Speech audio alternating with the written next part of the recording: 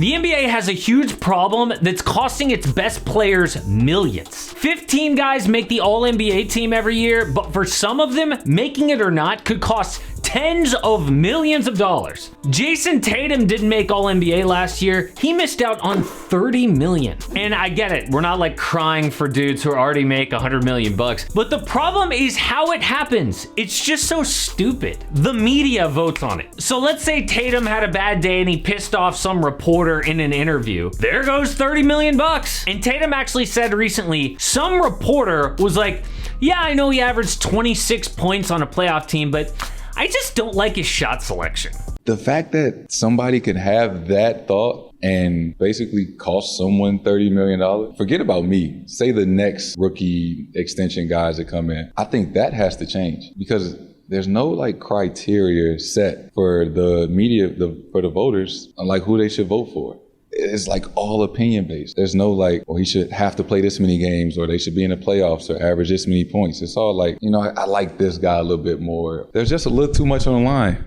So how can the NBA fix this? Is Jayson Tatum right? Like, should we have a set criteria of points or games played? Well, I don't want guys like forcing 25 points per game if it hurts their team. This video explains how to fix this issue and what players could lose millions if they don't make All-NBA this season. The only guys who need to actually worry about that are great young players. Back in 2011, the NBA changed the rule because of Derrick Rose. D-Rose was so good, winning MVP in his third season, they said, okay, he deserves more money than your average guy. So instead of the normal rookie max extension of 25% of the salary cap, D-Rose was able to get 30%. Today, the rule says if a player is in his first 4 seasons and he wins MVP like Derrick Rose, starts 2 All-Star games, or makes All-NBA twice, or just in that 4th season, he gets the 30% max. And that extra 5% could be up to $35 million. And with $35 million, you could outbid Jake Paul, who literally offered $30 million for Will Smith and Chris Rock to box. Or you could, I don't know, buy every single ticket to a Kanye concert so that nobody shows up so you could film his reaction. Okay, but seriously, this is life-changing money, especially if you think about how some players get injured and don't earn another big contract, like Isaiah Thomas or DeMarcus Cousins. Jayson Tatum isn't the only player who's gotten screwed by this. In 2016, Anthony Davis missed out on $24 million when he missed All-NBA third team. Donovan Mitchell lost $30 million when he lost the final guard spot by 35 votes to Kyrie Irving. This is how All-NBA voting works. 100 media members get to vote for All-NBA. It's writers, TV guys, radio guys. People like Bill Simmons or Chris Broussard or Eddie Johnson have a vote. The problem is, not everybody takes it that seriously.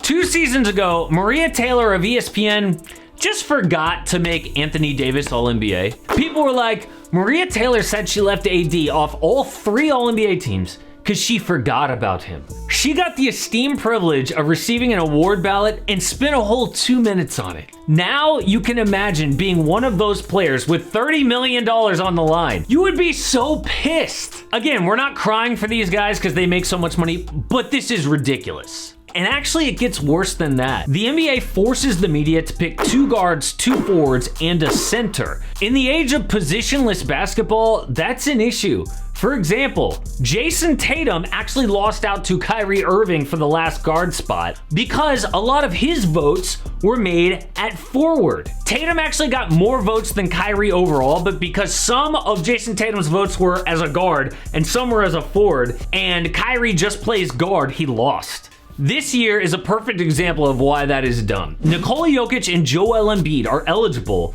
at center and forward. So if Jokic is first team All-NBA center, do you make Embiid first team forward? He's eligible. Even though Basketball Reference says they've both played 100% center this year. And if Embiid is first team forward, that screws someone else who would have been first team forward down to second team, then someone else down to third team, and then a deserving forward off All-NBA altogether. when you do positions, there might be half the media that doesn't know if DeMar is a 2 guard or if he's a small forward, and that could mess his votes Position up. thing's antiquated. So DeMar probably in traditional basketball is a 3. On that team, he functions as the primary playmaker. So in the traditional sense, he's the 1. But how do we vote on that? Let's just vote on DeMar being all NBA because he's all NBA this year. Exactly. But for now, somebody is gonna get screwed. And this is who can lose a ton of money this season. Trae Young will lose $35 million if he doesn't make All NBA. Next year, I predict it could be Zion Williamson